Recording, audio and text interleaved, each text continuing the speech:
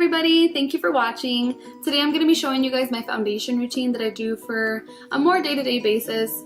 This is a lot more makeup than it usually would be for an average woman, I think, but I personally do like a full coverage look. I do have oily skin. Today I actually will be using drugstore products too, so everything that you can pretty much find, if not at Walmart, your Ulta, and I will be using drugstore brushes as well for the most part. Just to let you guys know, my first video ever, I believe, is at 150 views or under 150, I can't remember at this point.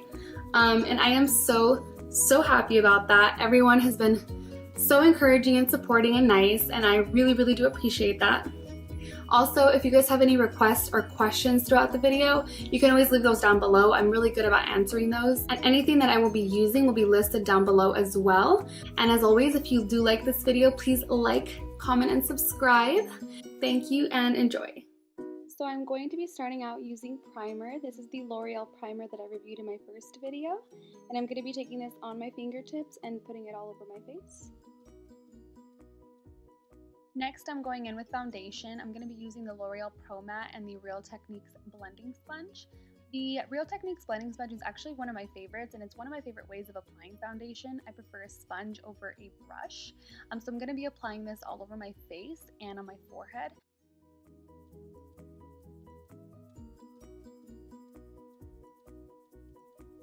So next, I'm going to be going in with my concealer. I use the Maybelline Age Rewind. I believe mine is in the color Neutralizer. I just do these little like triangles underneath my eyes. I'm going to be going back in with that Real Techniques sponge again, and I'm going to be blending all of that out. To set my under eyes, I'm going to be using my Airspun powder and a Real Techniques brush. First, I start by taking that sponge again and just buffing out the concealer underneath my eyes just in case I get any creasing. Then next, I'm going to be setting it with that brush and that powder. And then of course, you want to repeat the same thing on the other side. This part is optional, but I like to take whatever I have left on that brush and I just like to apply that to my T-zone. Next, I like to take a clean powder brush and I like to just dust off any of the excess powder that we used for the under eyes.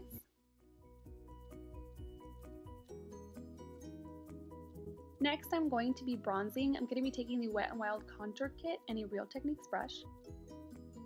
I start with my forehead. I have a very small forehead, so I'm going to be going in very light-handed into these areas.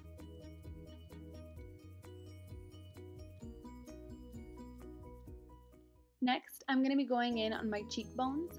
I have a rounder face, so I do use a little more product in these areas just so I have a little bit more to play with and work with.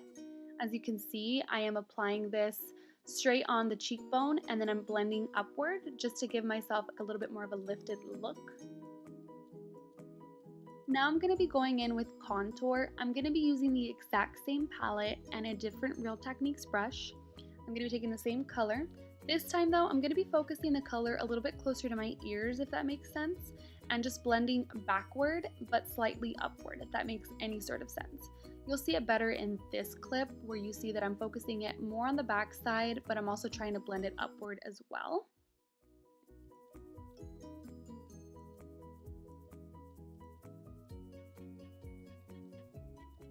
So now I'm going to be going in with a little bit of nose contour. This step is completely optional. We're going to be taking the same Wet n Wild palette we were using and an e.l.f. brush, and I'm going to be adding product to the sides of my nose. And then I'm going to be going in and blending them out in just a minute, but I'm pretty much just adding however much product I want. This makes my nose look a little bit more slimmed down. I absolutely despise my nose, so this is definitely a step that I always have to do. I'm going to be taking a BH Cosmetics blending brush and just blending out those harsh lines.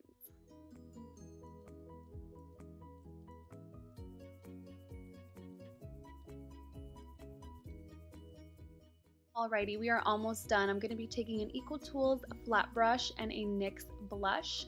And I'm going to be applying my blush closer to my ear, if that makes sense, but right above my contour and my bronzer.